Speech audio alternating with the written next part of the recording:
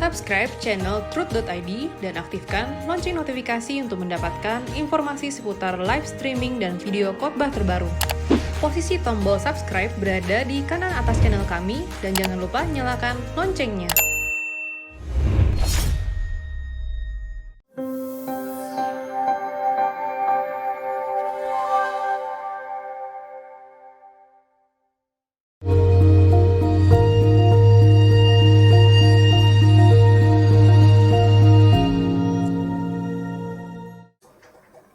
Shalom saudara, kita masuk episode 163.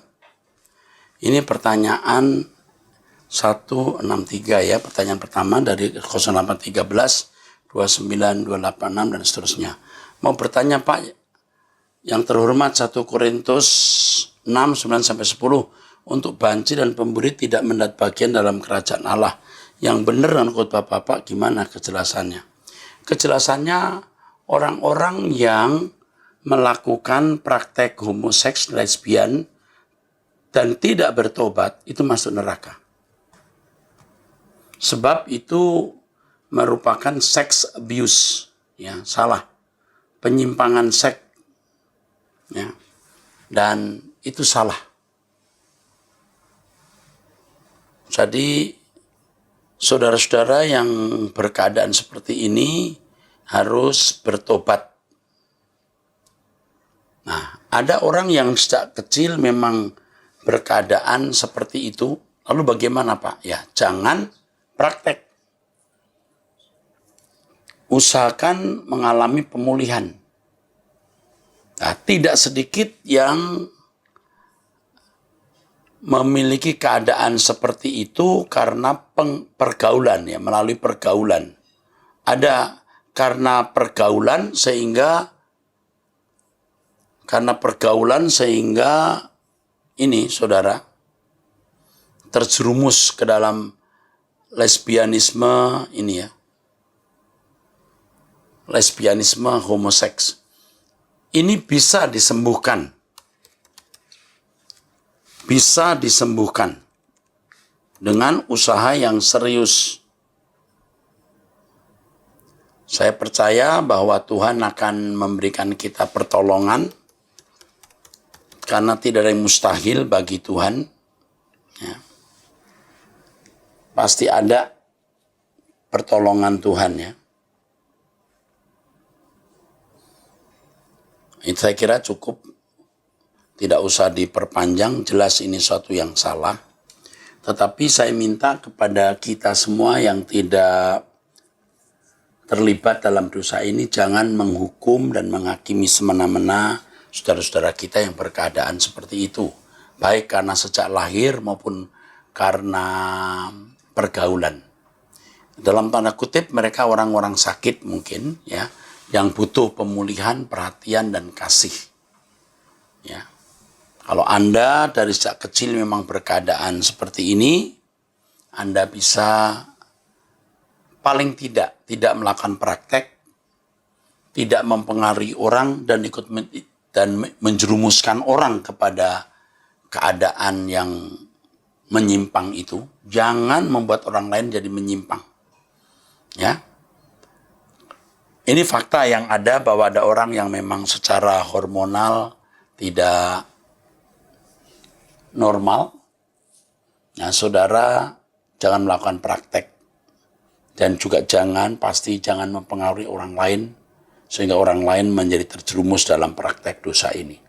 Kalau saudara sudah pernah terjerumus karena pergaulan, Anda harus berhenti berbuat dosa, bertobat, dan minta petunjuk Tuhan untuk mengalami kesembuhan.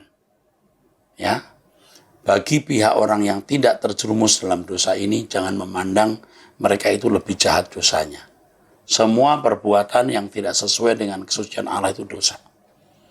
Mereka harus kita tetap terima sebagai saudara dan membantu kesembuhan atau pemulihannya. Oke, Tuhan memberkati. Mungkin perlu panjang lebar ya untuk bicara mengenai hal ini. Sayang sekali waktu saya tidak cukup sehingga saya terpaksa harus menjawab secara ringkas saja. +1 626 6238 dan seterusnya. Salam Pak Erastus, terima kasih pertanyaan saya sudah dijawab episode 140.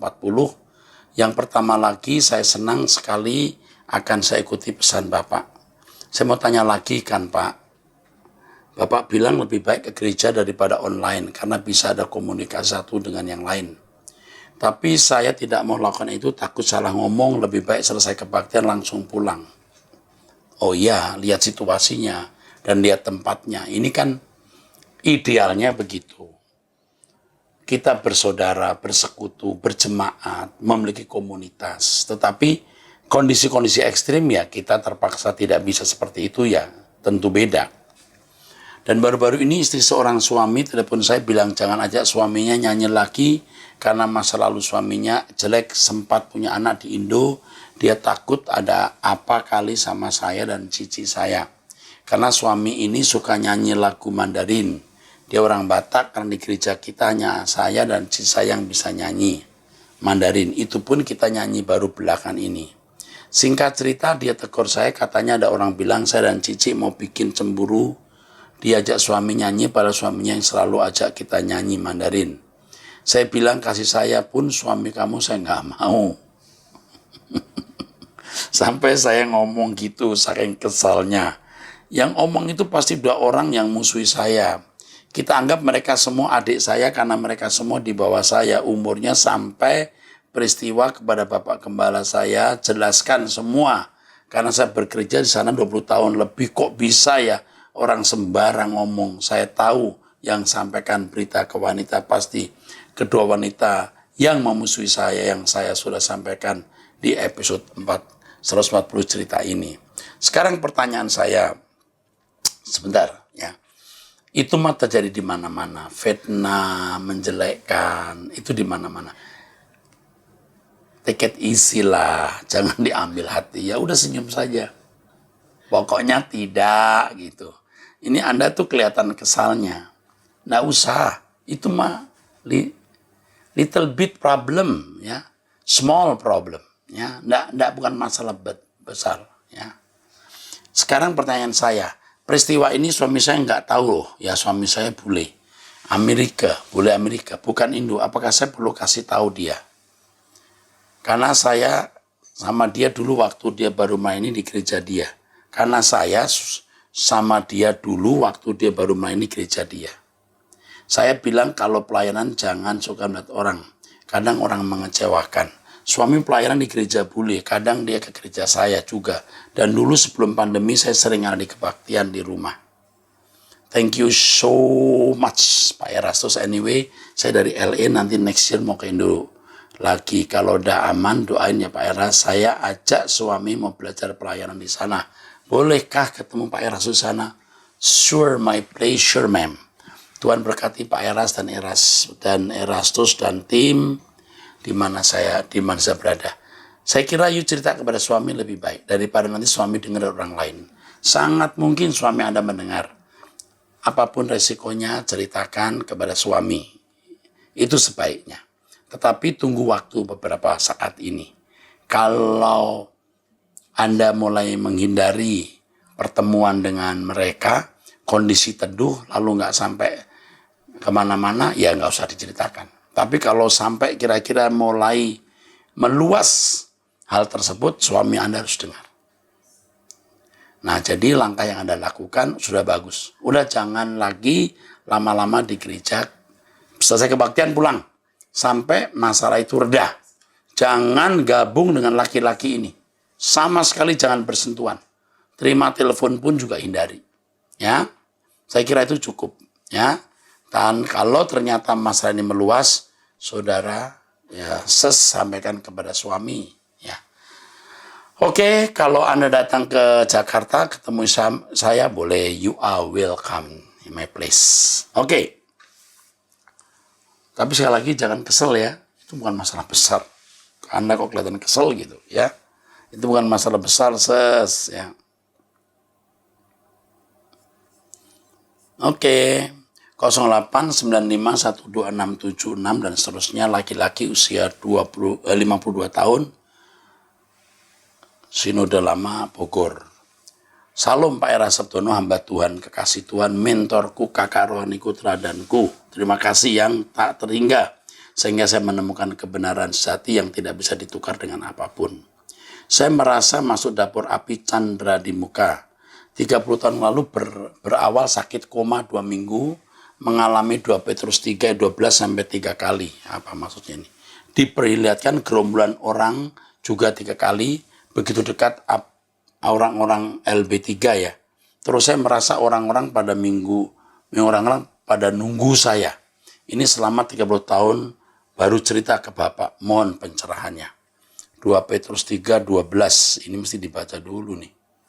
2 Petrus 3, 12 ya. Betul? 2 Petrus 3, 12 harus dibaca dulu. Apa isinya nih? 2 Petrus berapa tadi? 3, 12. Yaitu kamu yang menantikan dan mempercepat kedatangan hari Allah. Pada hari itu langit akan binasa dalam api dan unsur-unsur dunia akan hancur karena nyalanya. Pertanyaan Bapak adalah mohon pencerahannya. Sebentar ya, saya baca terus ya. Saya nggak kenal Bapak, saya pengumpul khotbah pendeta yang di Indonesia. 2018 sakit parah, dokter heran. Kalau seperti ini biasanya ya nggak bertahan. Saat buka YouTube ada berita Bapak Erastus Sabtono keluar dari sinode GBI. Dalam hatiku, siapa tuh Bapak Erastus Sabtono? Oh, ingat saya keluar dari GBI bukan dipecat. Saya nggak dipecat, saya mengundurkan diri karena saya membuka sinode baru. Ya. Saat tiduran buka YouTube sambil dengarkan khotbah dari nyantol khotbah Pak Erastus Sabtono 1, 2, 3 dan seterusnya, dan Bapak khotbah menyinggung 2 Petrus 3, 12. Dalam hatiku, ini yang saya cari selama 30 tahun. Karena mulai kecanduan, saya download semua khotbah renungan True Text dari tahun 2009 dan khotbah-khotbah yang lain ku hapus semua, habis kecuali khotbah Pak Erastus Sabtono. Buku-buku yang kukumpulkan puluhan tahun saya masukkan tong sampah. Buset. Bermimpilah aku ada seorang bapak makan di restoran. Makanannya pada berjatuhan di meja dan di lantai. Aku pungutin. Saya taruh di piring. Pergilah bapak-bapak itu dan makanlah saya. Maaf, sampai kujilati piringnya. Saya mikirin mimpi apa itu. Kata istri, kamu makan remah-remahnya Pak Erastus Sabtono. Oh yes. Ini lucu banget nih. Aduh, itu istrinya jadi bilang, kamu makan remah-remahnya Erastus Sabtono. Pertanyaannya, konteks apa 2 Petrus 3, 12? Bapak pernah menyinggung kalau angka 3 begitu penting bagi orang Yahudi. Maknanya apa itu 3? 3 biasanya menunjuk angka lengkap. Kalau 7 sempurna. Kalau angka 12 apa maknanya bagi orang Yahudi? Nah, ini bagi orang Yahudi ya. Sebenarnya angka-angka itu memiliki makna, tetapi bagi kita tidak boleh kita terikat dengan makna-makna tersebut. Ya. Kalau angka 12 seringkali dipahami sebagai angka yang utuh. Maka 12 murid, 12 anak Yakub gitu. Kalau Bapak ada khotbah 3, 12 atau bacaan artikel tolong di-share. Ini ayat pasal 3, 12. Ini mungkin tidak harus kita cari maknanya kali ya. Dan mungkin juga ini kebetulan kali, tapi sebenarnya tidak ada yang kebetulan. Oke, tapi tidak perlu kita persoalkan. Pasal 3, 12. Kenapa orang Kristen yang mendengarkan khotbah-khotbah Bapak merasa terhakimi? Oh ya, berarti memang benar. Tapi saya tidak menghakimi loh. Kalau menghakimi itu menyatakan salah dan menghukum. Saya tidak menghukum. Saya mengatakan ini putih. Kalau saya berkata begini, saudara, ini putih, berarti yang lain itu bukan putih. Kan gitu kalau tidak sama seperti ini ya. Kalau mereka merasa terhakimi ya terserah. Mudah-mudahan saya di dunia bisa ketemu Bapak Erastus. Kalau nggak ketemu di LP3 pasti ketemu ya Pak. Amin. Yes, tolong jawaban Abam, nomor jawaban share. Oke. Begini Pak. Sinode Lama Bogor. Bapak ini lucu juga nih ya. Tapi Bapak ini orang yang mau mencari kebenaran. Bapak dari Bogor itu gampang ketemu saya. Saya di Jakarta hanya 60 menit bisa sampai. di Arta Gading lantai 5 ya. Lantai 3 dan 5, 4-nya memang tidak ada. Itu ada 2 lantai yang kami ambil sebagai tempat kebaktian.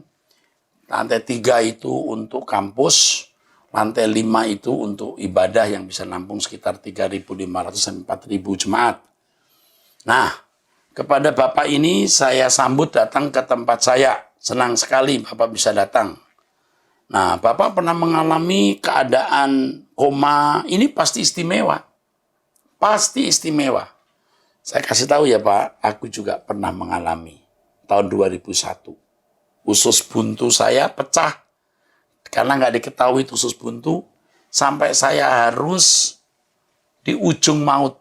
Dikeluarkan semua isi perut saya, dicuci, dimasukkan lagi, dijahit.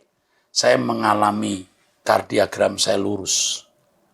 Dokter yang menangani saya juga sudah mengatakan kalau bukan mukjizat nggak hidup lagi. Dan puji Tuhan masih hidup. Nah itu sebenarnya cara Tuhan mengingatkan kita untuk tidak ceroboh hidup. Sama kita Pak mengalami hal ini. Nah kalau tadi Bapak tanyakan, mohon pencerahannya mengenai 2 Petrus 3 ayat 12. Ya, itu artinya kita ini dipersiapkan Tuhan untuk menjadi orang-orang seperti Yesus, menjadi corpus delicti, dan jika jumlah bilangan orang seperti Yesus itu cukup atau lengkap, maka Tuhan akan datang. Ini menarik juga ya. Diperlihatkan gerombolan orang juga 3 kali begitu dekat apa orang-orang LB, Langit Baru ya. Jadi tadi Bapak katakan 2 Petrus 3:12 memang menarik itu. Yaitu kamu yang menantikan mempercepat kedatangan Tuhan. Jadi angka yang utuh, yang lengkap. 3 itu lengkap, 12 itu utuh, dan jika jumlah bilangan orang yang seperti Yesus yang disebut corpus delicti genap, maka Tuhan datang. Tapi saya tidak mau terjebak dengan angka-angka ini ya Pak, karena bagi kita tidak boleh terlalu terikat dengan angka-angka ini. Oke, kenapa orang yang mendengar khotbah Bapak merasa terhakimi? Wah, saya senang mendengar ini. Berarti khotbah saya memang menghunjam. Kalau saya katakan ini putih, berarti yang ini bukan putih, ini warna lain, ini hitam ya. Makasih.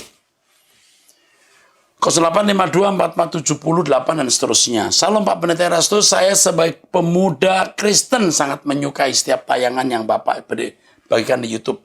Bapak memberikan motivasi rohani, mendorong setiap orang muda, tua, bahkan remaja untuk dekat pada Tuhan Yesus. Saya sangat mendambakan setiap ajaran Bapak, mulai dari Truth ID, Ecumene Bible Course, dan lain-lain. Tetapi beberapa hari ini saya lihat ada video Bapak yang viral di sosmed. Bahwa Bapak mengatakan kalau Yesus itu jin. Bahkan Bapak bilang Yesus itu kuasa kegelapan. Apa bisa dijelaskan Pak? Soalnya videonya sudah tersebar di berbagai grup debat agama di sosial media. Aduh. Memang dari dulu saya ini suka dianiaya oleh orang-orang di media sosial. Jadi begini, jangan memandang Yesus itu seperti diatur. Itu khotbah saya dulu. Dalam nama Yesus jadi begini, dalam nama Yesus jadi begitu. Kau pikir Yesus seperti jin? Seperti jin Aladin, gosok-gosok, muncul. Minta apa? Aku minta pekerjaan, jodoh, rumah. Baiklah, pakai namaku. Dalam nama Yesus dapat kerjaan. Dalam nama Yesus dapat jodoh. Itu namanya bukan Yesus, itu jin. Jin yang kamu kasih nama Yesus. Itu maksudnya, tapi di viral di media sosial saya mengatakan Yesus itu jin. Kan jadi jahat, saudaraku. Oke, itu satu. Yang kedua, ya. Apa ini? Yesus itu kuasa kegelapan. Nah, ini begini. Berangkat dari kata Lucifer. Lucifer itu Lucifer, pembawa terang. Di Perjanjian Lama, Hillel bin Sakhar diterjemahkan Lucifer. Lucifer ini, saudaraku, itu setan. Tetapi jangan lupa setelah Hillel bin Sakhar memberontak, Dia tidak punya nama Hillel bin Zakar, tidak memiliki nama Lucifer. Tetapi karena sudah terlanjur orang mengenali Lucifer itu setan. Jadi di akhir abad 4, di awal abad 5, ada Alkitab dalam bahasa Latin yang ditulis oleh Jerome yang menerjemahkan Hillel bin Zakar ini, yang dalam terjemahan Ibrani Hillel bin Zakar, dalam bahasa Inggris itu the morning star, bintang timur, diterjemahkan Lucifer. Jadi orang asumsinya Lucifer itu setan dong, ya kan? Hillel bin Zakar dalam bahasa Ibrani, morning star dalam bahasa Inggris, Lucifer dalam bahasa Latin. Hillel bin Zakar itulah yang memberontak, yang jadi setan itu. Jadi kalau orang berpikir, kalau orang mendengar kata Lucifer, itu berarti setan. Padahal kata Lucifer itu pembawa terang. Di dalam 2 Petrus pasal 1 ayat 19, di situ ada kata bintang terang. Ya. Di dalam 2 Petrus pasal 1 ya, ayat 19, di situ kita ada ayat di tempat yang gelap sampai fajar menyingsing dan bintang terang terbit. Bintang timur terbit.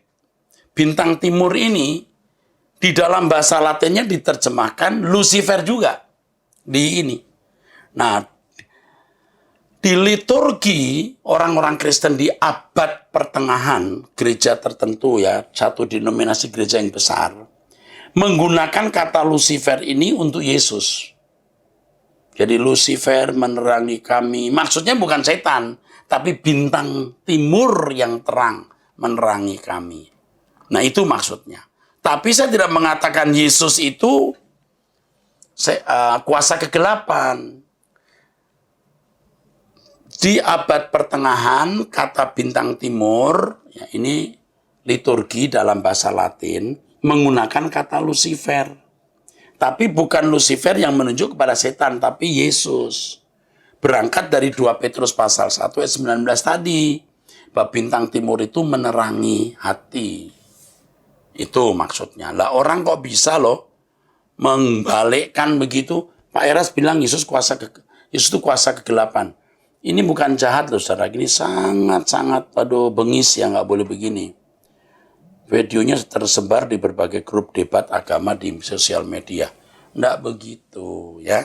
Nggak tahu deh kenapa orang kok gitu ya. Bingung kita. Kok. Dan kadang-kadang orang Kristen sendiri yang begitu. Bagaimana ya? Secara moral umum saja yang ini tidak boleh. Oh, nggak boleh.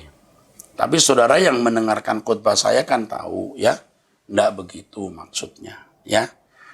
Oke, terima kasih ya untuk pertanyaan pemuda ini. Nanti tolong diberitahu nih supaya dia ini, ya mungkin dia bisa mengerti. 0813 1406 3 dan seterusnya ya, dari pria usia 41 tahun. Salam Omera, saya ingin bertanya mengenai tatanan Allah dalam kehidupan. Saya terkadang berpikir di mana peran Tuhan untuk kita anak-anak Tuhan selain sudah menciptakan tatanan kehidupan itu. Karena ada yang namanya tabur tuai, mau sehat juga pola makan dan lain-lain. Mau sukses kerja dan jangan malas-malasan. Nah, di mana peran Tuhan ya Om? Wah ini sudah baru saya jawab ini. Tolong info ya Om dijawab. Oke, ngerti ya? Jadi tatanan Tuhan itu yang kamu tabur, kamu tuai. Tatanan ini ditegakkan. Peran Tuhan menegakkan tatanan ini. Itu peran Tuhan. Tuhan tidak akan menyangkali tatanan itu. Tapi bisa nggak tatanan ini dirubah? Artinya orang tidak mau tunduk. Oh bisa. Tidak kerja keras tapi kaya. Pakai kuasa kegelapan. Pakai setan. Bisa, bukan tidak. Ya. Bisa. Tapi dia nanti pasti masuk neraka. Itu juga menuai. Yang dia tabur, dia tuai. Nggak ada yang tidak dituai. Saya ulangi. Dia kerja keras. Orang mestinya kerja keras dapat banyak. Tidak kerja keras tidak dapat banyak. Tapi ada orang yang tidak kerja keras tapi dapat banyak. Bisa. Kuasa gelap bisa memberi. Dengan menggunakan kuasa setan. Tapi dia pasti masuk neraka. Nah dia harus menuai apa yang dia tabur. Sebaliknya ada orang Kristen. Sudah kerja keras tapi nggak dapat banyak. Loh, kenapa ini? Karena dia punya komitmen kepada Tuhan, mau mengasihi Tuhan, mau hidup suci, mau hidup berkenan. Tuhan tahu kalau kamu punya banyak bahaya. Nah, maka Tuhan mengizinkan Anda tidak punya banyak. Di situ Tuhan mau kita menabur. Menabur dalam kesucian hidup, menabur dalam kebenaran. Kita akan menuai di kekekalan. Sama seperti orang kerja keras banyak duit, tapi duitnya habis. Untuk pelayanan pekerjaan Tuhan, jadi nggak kaya dia. Atau hidupnya mestinya bisa limpah, tapi tidak limpah. Loh, kok dia sudah menabur, kok tuannya sedikit? Dia menabur untuk kekekalan. Dia akan menuai di kekekalan juga. Dan Tuhan akan menegakkan tatanan ini. Oke? Oke, kasih tahu. 0812 1924 seterusnya, usia 46 tahun, pria, jemaat GSKI Jakarta Barat. Salam Omera, saya penggemar acara Anda Bertanya Alkitab Menjawab. Terima kasih diadakannya acara ini. Sangat memberkati saya. Saya ingin bertanya. Di gereja kami tiap pagi ada acara doa pagi dan apakah di setiap acara doa pagi itu harus kita mendoakan bangsa Israel? Karena katanya yang memberkati Israel akan ikut diberkati Tuhan. Ini ya, oke. Aduh. Ini doa pagi, tapi bukan berarti kelompok ini sudah mendoakan Israel ya, belum tentu ya. Ini tanya ya. Oke. Tuhan berkata yang memberkati kamu, Abraham diberkati. Yang mengutuk kamu dikutuk. Sebenarnya kalimat itu bukan menyuruh kita berdoa untuk bangsa Israel. Bangsa Israel itu bangsa yang menyalibkan Tuhan kita Yesus Kristus. Bayangkan kalau sebelum zaman Hitler orang mendoakan Israel. Lalu zaman Perang Dunia Kedua, orang Israel yang justru paling sengsara, 6 juta orang Yahudi mati dalam peristiwa Holocaust. Mati. Mengenaskan. Lalu doa itu nggak dijawab dong. Ketika Allah berkata yang memberkati kamu diberkati, yang mengutuk kamu dikutuk. Allah mau menunjukkan siapa Allah yang benar.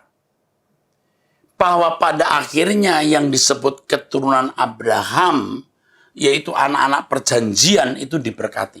Secara fisik. Maka Paulus mengatakan ditinjau dari Injil orang Yahudi itu musuh Allah. Tapi ditinjau dari keturunan mereka kekasih Allah. Kenapa? Karena anak Abraham. Tapi jangan lupa loh, tidak selalu jalan hidupnya orang Israel itu nyaman. Dari tahun 70 sampai tahun 1948 mereka terlunta-lunta di banyak negara tanpa negara sendiri, tanpa punya negara sendiri. Itu. Jadi kira-kira saudara harus tahu. Bukan berarti ayat itu di Kejadian 12 menyuruh kita mendoakan Israel. Kalau itu penting, Yesus pasti menyuruh kita mendoakan Israel. Yesus tidak nyuruh kok. Malah Yesus Tuhan kita yang berkata, apa? Wahai kalau kamu tahu apa yang baik untuk damai sejahteramu, tapi kamu tidak tahu. Lalu Tuhan mengatakan apa? Bahwa mereka akan menjadi orang-orang yang terhukum. Dan mereka juga berkata, biarlah dosa ditimpakan kami dan anak kami. Terhukum. Puji Tuhan di akhir zaman sesuai janji Allah, Tuhan mengumpulkan mereka dari berbagai bangsa. Terbukti kan? Dan sekarang kita lihat bagaimana orang-orang Yahudi bisa menguasai dunia dalam lembaga keuangan dan berbagai bidang ilmu pengetahuan. Nah itu bukti. Dia itu memang keturunan Abraham yang sah dari Ishak. Jadi maka dikatakan siapa Allah yang benar? Allah Abraham. Nah itulah maksudnya saudara. Jadi kalau firman Tuhan mengatakan yang memberkati kamu diberkati, yang mengutuk kamu dikutuk. Itu artinya bahwa bangsa yang memberkati bangsa Israel. Itu akan pasti menjadi bangsa yang bahwa bangsa yang memberkati bangsa Israel. Itu bangsa yang diberkati. Anda tahu apa yang terjadi? Inggris yang memberikan kesempatan Israel merdeka. Iya, hari ini apa yang terjadi? pound sterlingnya nggak pernah turun. Apa sih lebihnya Inggris? Nah itu bukti bahwa Allah yang benar itu Allahnya Israel. Tapi tidak menyuruh semua orang Kristen harus berdoa untuk bangsa Israel. Enggak, itu akan menjadi ciri siapa Allah yang benar. Itu yang penting. Jadi kalimat yang memberkati engkau diberkati, yang mengutuk engkau dikutuk, hanya ingin menunjukkan siapa Allah yang benar. 1. 2. Menunjukkan siapa umat pilihan yang benar. Dan dalam sejarah kita menemukan Inggrislah yang memberi kesempatan bangsa itu merdeka. Membangun negerinya. Di Belfast. Ya, tahun 1917. Inggris yang waktu itu menjadi negara dikuasa memberi kesempatan orang-orang Yahudi pulang ke negerinya. Ya, ini. Dan makanya kalau hari ini kita lihat Inggris memang bangsa yang negara yang diberkati secara finansial. Oke. Dan tentu ada negara-negara yang lain demikian juga. Baik, saudaraku sekalian, sampai di sini kita akan jumpa di episode yang akan datang. Tuhan memberkati saudara sekalian.